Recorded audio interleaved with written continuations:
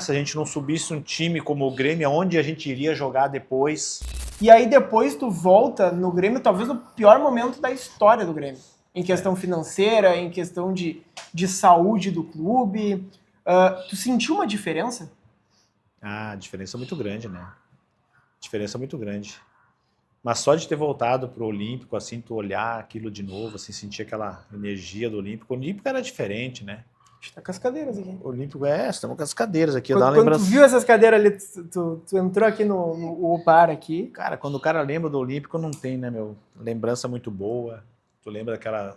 Foi formada geral no Olímpico. Se eu começar a falar muito, eu me emociono, eu sou muito emotivo. Principalmente quando eu falo do Grêmio nessa época. Você olhava para a arquibancada, tu via que era geral. Quando dava o nosso gol, eu olhava para geral, cara. Eu queria olhar a Avalanche descendo, assim, cara. Era maravilhoso tu olhar do campo, assim, os caras.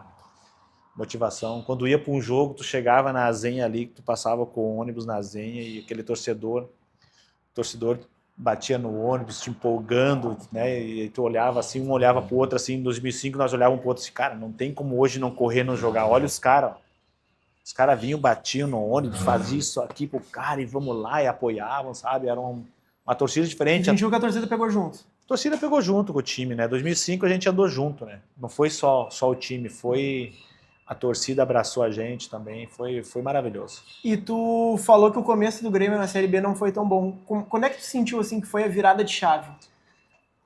Quando a gente entrou, foi no jogo contra o Santo André. A gente tá jogando em casa e era um jogo decisivo. O Santo André tinha uma equipe muito boa e a gente ali precisava ganhar esse jogo. E eu acho que foi contra o Santo André. Foram duas partidas que me marcaram bastante antes do Náutico lá, né, na final, né? Foi contra o Santo André e contra o Sport. Contra o Santo André em casa a gente ganha chorado, um golzinho de falta do Luiz Fernando. Eu puxo a bola aqui para trás, ele chuta, o Gregor falha e a bola entra, dá 1-0 para nós. Eu acho que a gente entra entre os 8 e ali a gente começa a se estabilizar. E aí a gente deu uma vacilada e a gente vai pro jogo contra o Sport lá, que tinha uma grande equipe. Jogar na Ilha do Retiro é diferente, porque é um calor diferente, né, cara? É um calor diferente lá, 4 horas da tarde o jogo.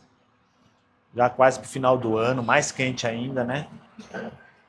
E onde a gente faz uma reunião entre nós jogadores, né? A gente conversa entre nós e fala, e chama a responsabilidade de cada um, apontando para cada um o que cada um tinha que fazer, porque para a gente poder imaginar se a gente não subisse um time como o Grêmio, aonde a gente iria jogar depois, né? Tipo eu, principalmente, se eu não subir o Grêmio, eu não vou jogar do Grêmio da segunda divisão, eu não vou jogar a primeira divisão se eu não subir o Grêmio. Então era isso que a gente tinha que pensar, a gente colocava isso na cabeça de todo mundo, sabe? Chamando a responsável de todo mundo. E a gente vai para aquele jogo e o Mano escala um jogador que surpreendeu. O Raoni era lateral esquerdo e o Mano coloca o Raoni com a camisa 10 jogando de meia. E aí eu lembro que jornais, os rádios, todo mundo dando paulada no Mano e tal. E aí justamente o Raoni faz o gol, deu um escanteio, sobrou a bola do escanteio, ele faz o gol e a gente ganha lá o jogo de 1-0. E ali foi um salto que a gente deu e a gente começou a pegar mais confiança e para chegar onde a gente chegou. E como é que era o teu trabalho assim com o Mano? Como é que era o Mano Menezes assim em relação à gestão de grupo? Porque o Mano ele é um cara que tu treinou, tu foi treinado por ele no 15 de Campo Bom, aí ele tem essa alavancada junto contigo no Grêmio. Depois, cara, o destino leva o Mano à seleção brasileira. Então assim, ele é um cara que ele soube o momento e teve uma bela carreira depois disso. É difícil eu falar alguma coisa do Mano Menezes. Eu joguei, se eu não me engano, eu estava contando esses dias, acho que foram 12 competições de titular com o Mano. Dessas 12 competições são, né? Eu fiquei 8 partidas no banco de reserva. Né, que foi na época que chegou o Bustos aqui depois da Libertadores, né? Eu fiquei 8 partidas, depois ele me retornou e falou: não, tu tem que ser o lateral e eu preciso de ti ali e tal. Eu falei: não, se precisar de mim, eu tô aqui para ajudar. Independente se vai ser no banco, jogando, como se eu precisar. Então o Mano tinha uma confiança em mim muito grande, porque ele sabia da minha capacidade de saber fazer uma linha de 4 lá atrás, né? Bem feita. Senso de cobertura, que talvez isso não apareça muito para o torcedor e para quem não entende de tática, né? Mas de fazer uma linha de 4 lá atrás, pelo lado direito, cobrindo bem zagueiros, tendo um bom passe para fazer os meias e os atacantes jogar. Talvez não chegar muito na frente, mas fazendo os caras jogar, né, com um bom passe. Né? Eu tinha a liberdade de subir sim, mas a prioridade era a marcação sempre. Era fazer os caras jogar, né? Por isso que a gente tinha um Lucas Leiva no nosso time, que era um menino de 18 anos, que era um cara que finalizava muito. Um volante, segundo volante, que finalizava muito. Porque se o segundo volante subisse, o lateral subisse... Alguém tinha que ficar. Quem vai ficar para marcar, né? Então a gente tinha uma tática de jogo que funcionava. Por isso que a gente chegou, passou aquela... em 2006 ali a gente classificou para Libertadores, assim... A gente foi campeão gaúcho em 2006, 2007 chegamos na Libertadores da final jogando dessa maneira, né? Não fomos campeões, mas foi jogando dessa maneira, era uma maneira que a gente acreditava muito. Então o Mano, ele acreditava muito no meu potencial dessa maneira, que era um cara que sabia fazer aquilo que ele pedia dentro de campo, bem taticamente, cobrindo os zagueiros, tendo um bom passe, bem na marcação, sempre aguerrido e forte, né? Já passou meia hora? Já, mas pode ficar aqui o tempo inteiro. É até ele expulsar a gente. É que eu falo bastante, viu? Viu? É que eu falo bastante. Eu falo. Pode falar. E, Patrício, aquela Série B, na verdade, ela foi a última, né? A ter mais de uma fase. Depois virou pontos corridos, assim como a primeira divisão do Campeonato Brasileiro. E o Grêmio se classifica, se eu não estou enganado, se classifica em primeiro, aí depois tem uma segunda fase, aí depois tem a terceira fase, que é onde tem aquele quadrangular final. Entre a primeira e a segunda fase, vocês sentiam tipo, tá, beleza, a gente tá chegando perto? Na verdade, a gente nunca desistiu, né? A gente sempre acreditou que a gente ia subir o time. Quando a gente alinhou ali, que o time começou a jogar junto com a torcida e a torcida acreditar na gente, quando a gente alinhou tudo, a gente percebeu que a gente podia chegar e subir o time. Só que as outras equipes também, né? Aquele ano tinha o Santa Cruz, tinha uma baita de uma equipe, né? O Santa Cruz tinha jogadores ali, Carlinhos Bala, Rosenbrink, tinha um centroavante que o André, acho que não me lembro se o nome dele era André.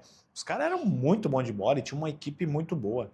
Né? Então também tinha, né, o Náutico também tinha uma equipe muito boa, a Portuguesa, que se classificou também. E tem um detalhe, né? A nossa segunda divisão subia só 2. Hoje sobe 4. Então era muito mais difícil. E você falou em classificação. Classificava entre os 8, 2 chaves de 4, passava 2 de cada chave, mais um quadrangular para ver quem passava. Então era muito difícil, cara. Hoje passa só 2, né? Então a corda mesmo estava assim na garganta da gente, e a gente aqui, ó, não podia dar folga, porque senão tu fica sem, né? Antes da Batalha dos Aflitos, teve um jogo também, agora falando do quadrangular final, um jogo importante também contra o Santa Cruz no Olímpico, né? Teve. O Santa Cruz no Olímpico aqui, o Anderson fez o gol, né? Isso.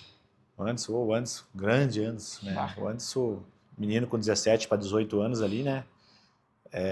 Era uma surpresa para nós, assim. A gente queria que ele saísse jogando todo o jogo, né? Mas o Anderson o Mano sabia usar ele no tempo certo, porque ele é um menino que de repente não iria aguentar, não ia suportar um jogo todo. Aí que entra o dedo do treinador, da comissão técnica, né? Todo mundo, reporte, quando vê um jogador às vezes estourar, eles acham que o cara tem que sair jogando e tem que mostrar para o torcedor. Mas o treinador sabe que esse jogador, de repente, ele vai jogar 30, 40 minutos e não vai suportar os outros 45, né? Então o Mano Menezes usava o Sandro, usava o Anderson justamente no tempo certo. É onde ele ajudava nós, que era ali 30 minutos finais, né? Poucas vezes o Anderson saiu jogando. Então nesse jogo contra o Santa Cruz, o Anderson, eu não lembro se ele saiu jogando, mas foi um menino que decidiu o jogo para nós. Eu lembro que ele rouba uma bola e sai e faz o gol. E a gente tinha uma equipe muito bem organizada, né? Nós jogávamos um pelo outro. Não era simplesmente você entrar em campo e sair correndo para qualquer lado. A gente tinha uma tática de jogo que funcionava muito. Porque Série B, na época, você tinha que ter um time forte. Não era um time talentoso. Tinha que ter um time forte e aguerrido para poder chegar ao objetivo. E era o que a gente tinha. Gostou desse corte? Ele faz parte do Arquivo Futebol Clube. Te inscreve no canal e clica aqui para acompanhar a entrevista completa que ficou sensacional. E o Patrício deu um peitaço nele. Levou vermelho o Patrício.